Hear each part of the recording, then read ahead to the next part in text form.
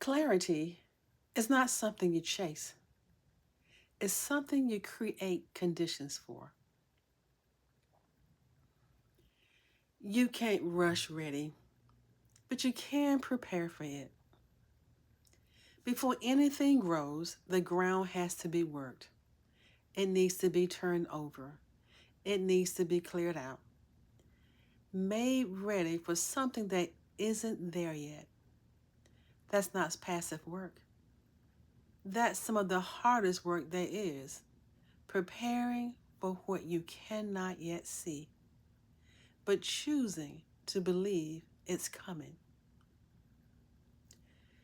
As I grow, this podcast is leading me to be more reflective.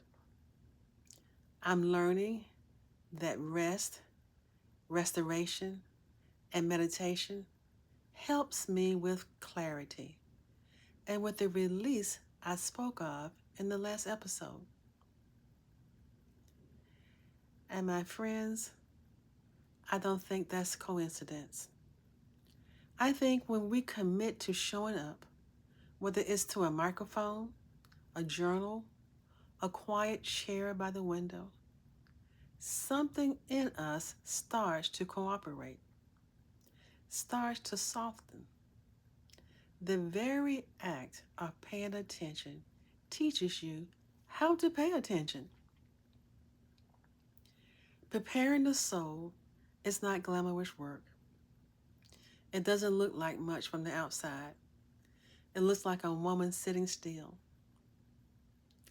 It looks like choosing not to fill every quiet moment with noise. It looks like going to bed earlier than you used to and meaning it. It looks like saying no to things that used to get an automatic yes, not out of bitterness, but out of wisdom, out of knowing now what you didn't know then, that your inner life requires tending to. In gardening, you don't just drop seeds into hard ground and hope. You work the soil first. You break it up. You let it breathe. You add what it's been missing. And only then is it ready to receive something new. That's what rest does for the soul. It breaks up the hardness, the hurry, the years of pushing through without stopping to ask, how am I really doing? Meditation has been that for me. Not complicated, not perfect, just moments of stillness where I stop performing, even for myself, and simply listen.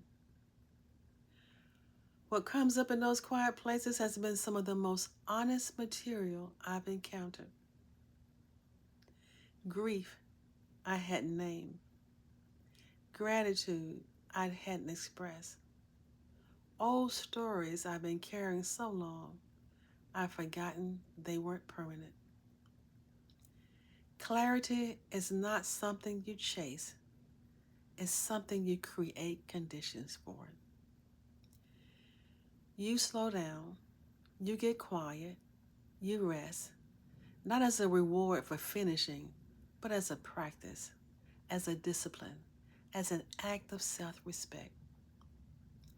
So, before we talk next week about what you are planting this season, I want you to do something. Give yourself one moment of genuine stillness each day this week. Not a task, not a list, just stillness. And notice what rises. Because your soul knows things your schedule has been drowning out. Prepare it. It has growing to do. Clarity is not something you chase.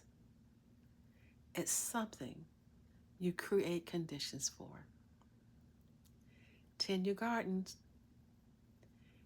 I'll see you next week. Bye.